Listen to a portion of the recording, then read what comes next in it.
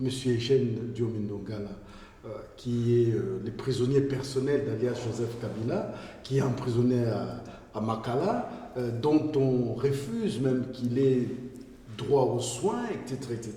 Pourquoi vous, les députés de l'opposition, vous ne criez pas pour que l'un de vos collègues puisse recouvrir la liberté? Pourquoi vous ne le faites pas? Je crois que vous l'aviez souligné, mon cher frère. Vous l'aviez vous-même souligné que c'est un prisonnier privé. C'est un prisonnier politique, un détenu politique. Lorsqu'il s'est agi d'arrêter Diomi Ndongala en violation de la Constitution, en violation de toutes les règles en la matière, nous avions en tout cas crié haut et fort, nous avions dénoncé cela. Mais vous savez, comme vous l'aviez dit, il fallait régler des comptes à Eugène Diomi Ndongala. Et il fallait trouver un prétexte pour mettre la main sur lui. Et voilà, le prétexte a été trouvé de dire que non, il a violé une mineure. Mais depuis quand la personne qui viole est chez lui avec son épouse à la maison et vous êtes dans ces locaux, dans ces bureaux et vous dites que non, il y a flagrance. Nous venons de constater que l'honorable Diomi Ndongala a violé une mineure. Et donc, c'était un montage de mauvais goût. Mon cher ami, c'est un problème sérieux. Les violations des droits de l'homme dans notre pays deviennent aujourd'hui un mode de gestion de la République. Et aujourd'hui, Eugène Diomi Ndongala est là tout simplement parce qu'il y a quelqu'un qui a ordonné de les mettre, de les jeter en prison comme un malfrat. Et pourtant, Eugène, c'est un député élu en violation flagrante de la Constitution, en violation flagrante de toutes les règles, les normes et les repères en la matière. Et donc, il n'est pas un prisonnier de droit commun, comme le prétendent les tenants du pouvoir, c'est un détenu politique. Moi-même qui vous parle, j'ai failli tomber. Un ministre du gouvernement de la République a monté un faux dossier contre moi. Comme quoi j'avais, dans mon fief électoral, j'avais une milice et que j'enverrais des armes et des munitions chaque mois à partir de Kinshasa. Avec la complicité des services. C'est pour vous montrer à quel niveau la République est gérée aujourd'hui. Mais vous veniez de voir avec les jeunes Filimbi qui ont exercé leurs droits constitutionnels. L'article 22 de la Constitution, l'article 23 et même l'article 26, la liberté de manifestation. Bref, qui ont exercé leur liberté fondamentale. Mais vous avez encore ces jeunes gens qui n'ont rien commis comme fait infractionnel au regard de la législation pénale congolaise, mais qui croupissent injustement en prison. Et donc, les violations des droits de l'homme dans notre pays deviennent monnaie courante. C'est le même cas le même sort qu'a subi Jean-Bertrand Ewanga, Christophe Ngoyi de la société civile. Et donc, les exemples sont légion. Voilà pourquoi nous disons que nous devons tout mettre en œuvre pour que la Constitution soit respectée, que le peuple congolais élise son président le 20 décembre 2016, qui est passation du pouvoir, en tout cas pacifique, entre le président sortant et le président entrant. C'est le seul moyen, selon moi, que le peuple peut retrouver sa dignité. Sa dignité peut retrouver, en tout cas, sa vision et sa soif de vivre dans un pays réellement démocratique au cœur de l'Afrique centrale. Parce que si ça déraille aujourd'hui en Afrique centrale, si ça déraille aujourd'hui au Congo, eh bien, c'est les 8 pays qui nous environnent, les 8 ou 9 pays qui nous environnent, qui seront aussi déstabilisés. Voilà pourquoi nous demandons la vigilance, la mobilisation et de la communauté internationale et de la communauté nationale pour que la Constitution puisse être respectée, pour que nous puissions promouvoir les valeurs démocratiques. Monsieur Emery Okundi, ce sera ma dernière question. On sait très bien que, en tout cas, à vous entendre, vous avez répété à plusieurs fois le mot élection, élection, élection. Mais on sait qu'en Afrique, lorsqu'il y a élection, l'argent circule. Et on sait aussi que beaucoup des députés, notamment les députés Godillot qui sont à l'Assemblée nationale, ont acheté leur place pour être là où ils sont.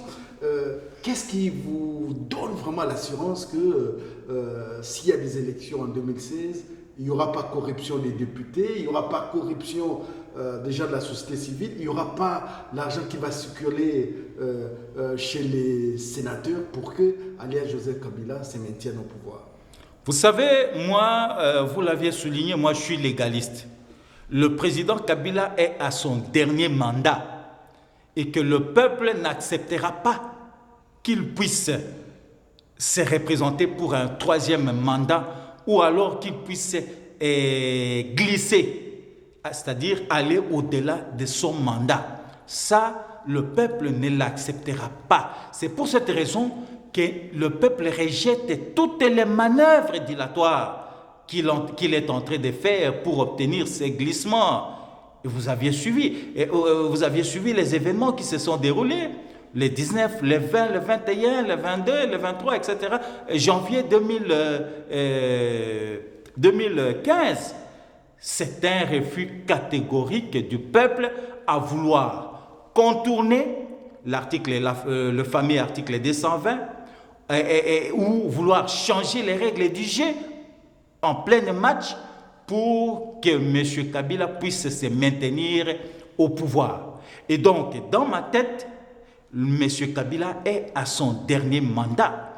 Et donc, ce qui me rassure aussi, c'est la maturité du peuple congolais qui a compris aujourd'hui qu'il ne peut trouver son salut qu'à travers les dirigeants capables de relever les défis. Et donc, aujourd'hui, si le peuple fait un mauvais choix, eh bien, c'est ce peuple-là, c'est lui-même qui va subir les conséquences de ces mauvais choix.